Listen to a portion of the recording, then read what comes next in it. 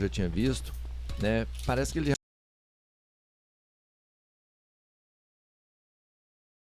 desejo de um estado mais concentrado.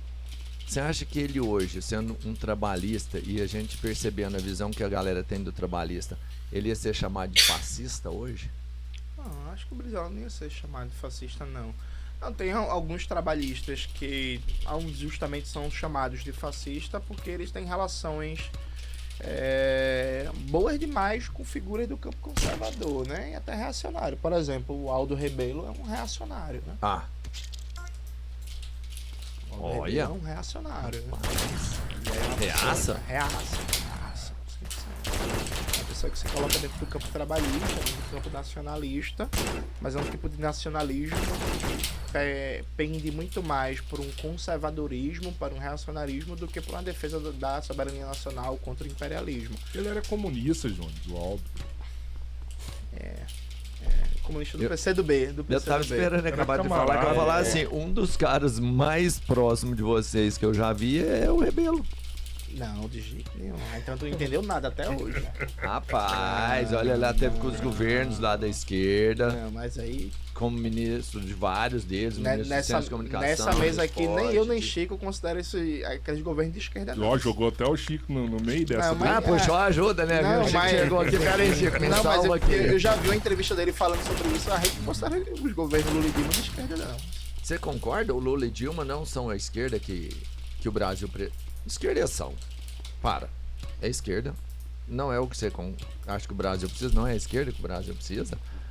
Ou eles são de esquerda ou não são. Pode falar o que você quiser, enfim, né? Isso com certeza não é o que o Brasil precisa, né? Eu acho que o Lula ele vem de um lugar muito bonito, né? Ele vem dos sindicatos. E desde o início, cara, isso não é novidade. Eu acho que isso se transformou uma discussão de agora, assim, mas assim, quem vivia a política, e eu peguei isso muito do meu pai, justamente daquele momento da disputa, via o quão o Lula era capaz de ceder, né? E quem quer fazer um enfrentamento não pode ceder, né? E ele tinha uma facilidade muito grande pela governabilidade, né? E isso aí, meu amigo, é o caminho perfeito para dar merda, né? Então, assim, eu acho que, cara, não tem novidade nenhuma, né? Assim, E aí, o que faz você chamar o Lula de esquerda, né? Hoje em dia, esse termo ficou muito vulgar, né? Porque o debate público empobreceu muito e a gente transforma as pautas que não necessariamente são de esquerda ou direita em pautas de esquerda ou direita, né? Fica essa coisa meio estética desses dois termos, né? Onde, puta, sei lá, você, meninos azul, meninos rosa, você é de direita e se eu achar... Então, e essas coisas não são necessariamente, né, essencialmente a discussão do debate, o que é uma pessoa de esquerda e o que é uma pessoa de direita. Mas né? será que Lula, sei lá, talvez não é um plano dele copiar um pouco de Chaves, por exemplo? Ó, vou ceder enquanto eu preparo o meu congresso, preparo minha população, preparo o meu exército, fazer uma nova constituinte, e aí sim eu faço a revolução. Mas Rodrigão, ele já tem 80 anos. Então, ele morreu. Vai morrer daqui o ano que vem, morre. Porra, Rodrigão. Quanto tempo ele tá lá? Quanto tempo ele Eu tá? sei, eu tô ligado. É um mas plano ele- ousado dele, é um plano ousado. Muito bem planejado. Mas, Há anos, peraí, eu... gente, peraí, deixa eu terminar aqui. Ele tentou fazer isso. Hoje ele tá com 80 anos, não consegue mais. É óbvio, né? A gente sabe que o Lula até cansou. Vai tentar uma eleição agora aí pra terminar a biografia dele legal, bacana. Né? Mas talvez esse era o plano dele. Chaves fez isso, porra. Não foi isso que Chaves fez na Venezuela? Ele não cedeu para a burguesia liberal, não preparou o exército, não preparou o seu congresso, os seus parlamentares, não aprovou uma nova constituinte para colocar, a população cada vez mais próxima do governo do país para depois fazer a revolução lá. Só mais 72 horas.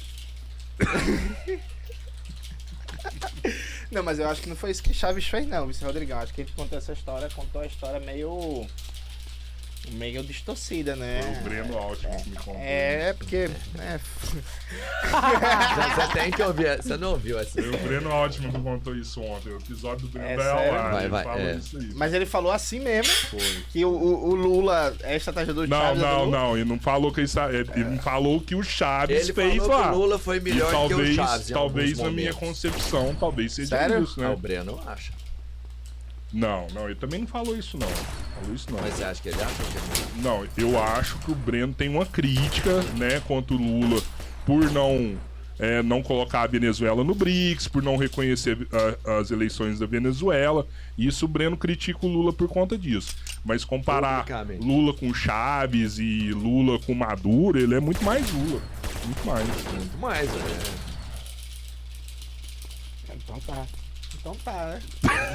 Não, mas ó. Vamos falar do Flamengo então. Não, mas hoje à noite. O Chaves. Não, você que é o professor de história aqui, pô. pô. Chaves, com todos os limites e poréns que você pode colocar, o Chaves ele articulou uma proposta política centrada na ideia de revolução, da Revolução Bolivariana.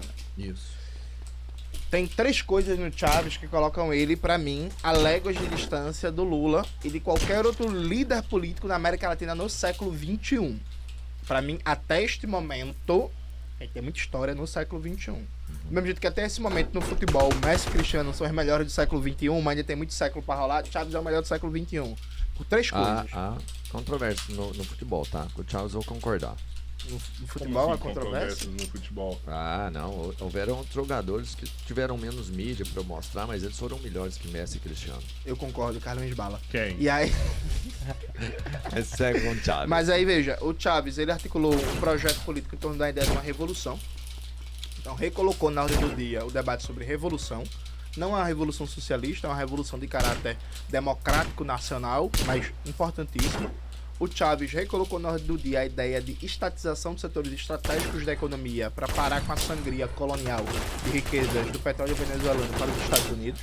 Se você tem uma ideia do que significa concretamente, o Brasil, a última vez que a gente reestatizou uma riqueza nossa de maneira significativa foi no governo Brizola, nos anos 60, quando ele era governador do Rio Grande do Sul, quando a gente reestatizou a Bonnie Sherry e a ITT. Mais 80 anos que isso não acontece no Brasil. E o Chaves recolocou na ordem do dia um modelo político de democracia que vai além da democracia liberal, chamada democracia protagônica da Venezuela, que é uma democracia que tem foco na organização direta do povo nas comunas, e na democracia direta, e na democracia participativa. Então o Chaves, ele quebra aquele consenso do fim da União Soviética, do fim da história, que só existe a economia de mercado e a democracia liberal representativa. Isso coloca ele numa estatura histórica que nenhum outro líder da América Latina até agora, nem Cristina Kirchner, nem Lula, nem Evo, nem Rafael Correia, nem Petro, que eu tenho bastante simpatia, tá perto disso não. Acho que no Brasil se criou o Chaves como burro, como imbecil, como bronco, não sei o que. A esquerdinha liberal não gosta do Chaves, não. Porque não era marxista? Não, a esquerda liberal. Liberal. Porque ele não era branco, porque ele era moreninho demais, porque ele era católico, porque ele falava a linguagem do povo, tinha um apelo muito ao folclore, muito preso a um latino-americanismo muito forte. Chaves conhecia profundamente a história da América Latina. Profundamente, assim. Chaves foi uma figura fora de série. Não é comparável o processo. E aí, o processo venezuelano não tem comparação nenhuma com o processo brasileiro. Dentre outras coisas, porque, por exemplo, a tradição brizolista é uma tradição que reivindica a questão nacional como elemento central de um projeto de país. A ideia de soberania nacional como conceito-chave de articular um projeto de país. Isso também representa a tradição bolivariana. A tradição petista, ela nasce negando o nacionalismo, nasce negando a questão nacional,